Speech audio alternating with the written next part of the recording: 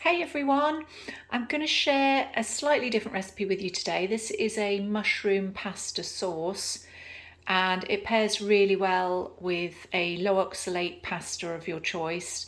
I'm going to use brown rice pasta, but that's entirely up to you which one you want to use, because obviously if you're wanting to keep it as low as possible on the oxalates, then just bear that in mind.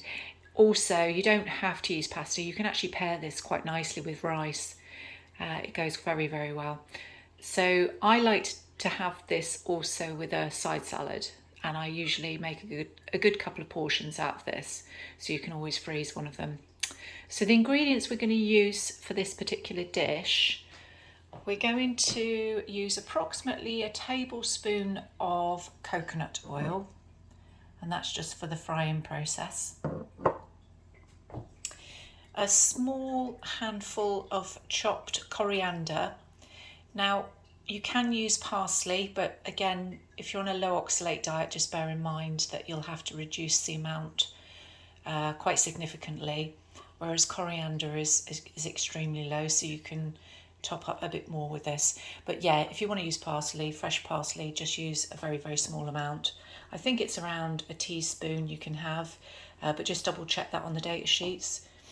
We're going to use 2 garlic cloves chopped, approximately 1/3 of a cup of grated cheese. Now this is a mature cheese, just to give it a bit of flavour.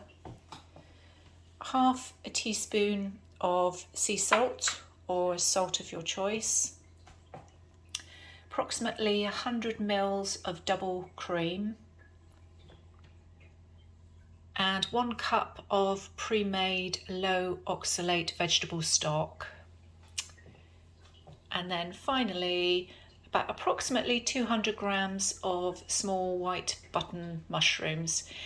Now, in order to keep, although they do come under the low oxalate, the mushrooms, but because of the quantity, we will need to pre-boil them just to keep this as low as possible. It's still doable, even if you just fry them as they are, but just to keep it as low as possible, as I say, we will pre-boil these. So we'll do that now and go over to the next stage. So to start with, if you get yourself a small to medium size saucepan and fill it about half full with water, and we're going to pop the mushrooms in there. I've already pre-washed and sliced these. If you want to slice them into thin slices so that they're ready to fry once they've had a boiling. So what we do is we'll leave this probably for about, well, up to 10 minutes. We don't want to overdo them, and we'll come back to you in a minute. Okay, and after about 10 minutes, we'll turn this one off and we're just going to drain the mushrooms. And then just pop the mushrooms aside for a moment, and you just want to pop another small saucepan with some water, about half filled, ready to start cooking some pasta or rice, whatever you choose to have. So we'll just let that heat up a minute. And whilst that's heating up, we're going to start melting the coconut oil.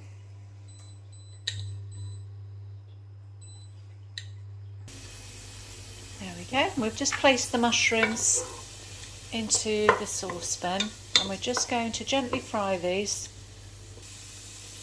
until they start to just brown off a little bit.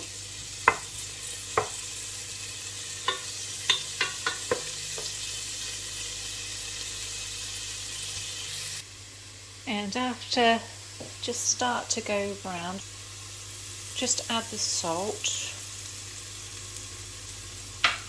Just give that a stir.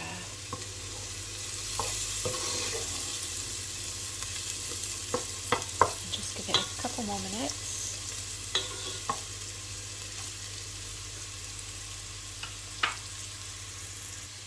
Okay, and then we're just going to add the garlic.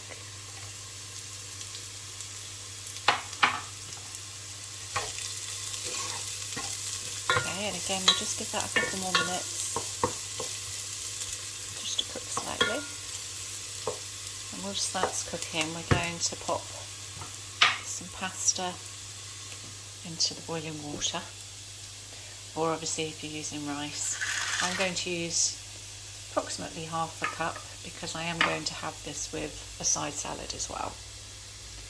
Okay, we'll just cook that for the relevant time of the pasta. And you'll start to get this lovely garlic aroma coming up, this lovely rich flavour.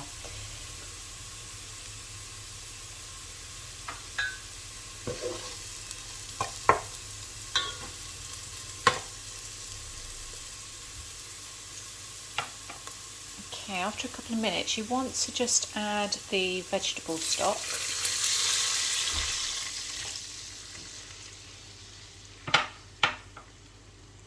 You also want to add the double cream.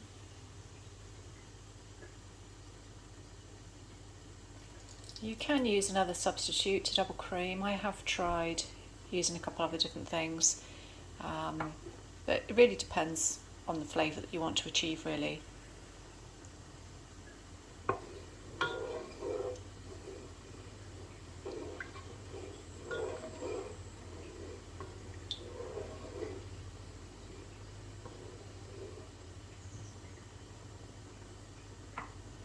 And then we're just going to add the grated cheese.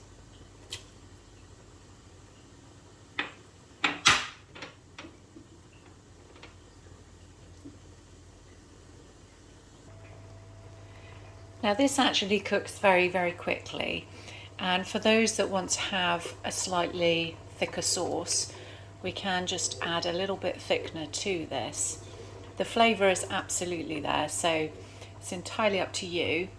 But for the purpose of this video, I'll do a little bit of thickener now just to show you the consistency. If you just bring this down to a simmer whilst we make a thickener, and just take the small saucepan off the heat with the pasta, we're going to drain that, and then we're just going to clean that pan and use that one just to make a little bit of thickener. Okay, so just pop the small saucepan back on heat, and we're just going to melt approximately 15 grams of butter. We don't need a lot because there's not a massive amount of sauce to thicken. I'm going to just use just a tablespoon of flour initially. I'm just going to stir that just to thicken.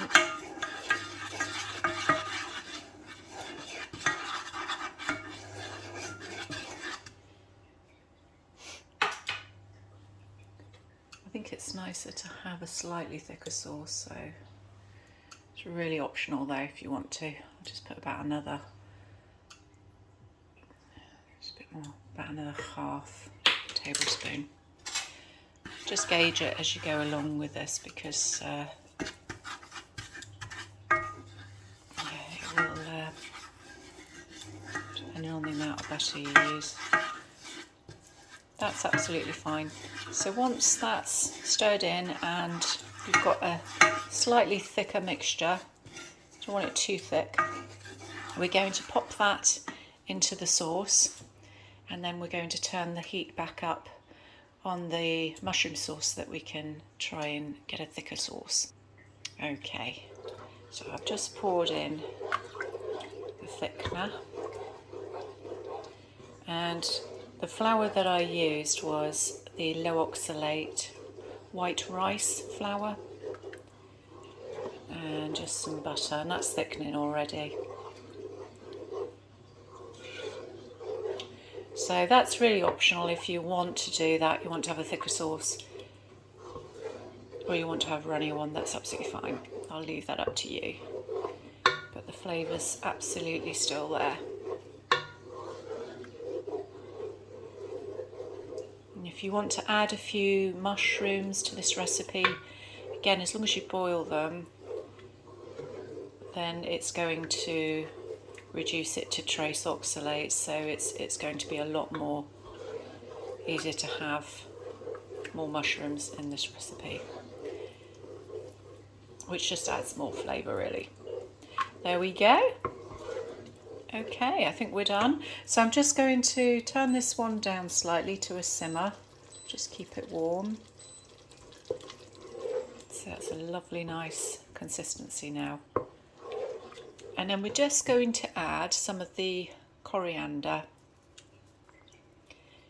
And again, if you want to use parsley, just be mindful of the amount.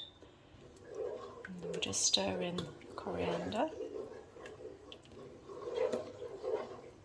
I don't need a lot here, but I do like coriander and it's so beneficial, so good for you. There we go. There we are. Well, I hope you like this because it is a little bit more of a decadent dish because it's quite rich, so you really don't need a lot. This is why I tend to put it with a little bit of side salad and then have a small amount of pasta with it. But the side salad just breaks up the taste. I mean, obviously having this on its own is quite rich, but yeah, you'll get a good couple of portions out of this. It really depends on the portion size, but I'd say 2 reasonable sized portions. There we go, everyone. So I hope you really like this. I will share another recipe soon. I'm going to try a new soup recipe this week, so we'll have a go at that one. And yeah, if you like, please let me know, and any better ideas as usual, just pop them in the comments below. And I hope you enjoy it, and I'll see you soon.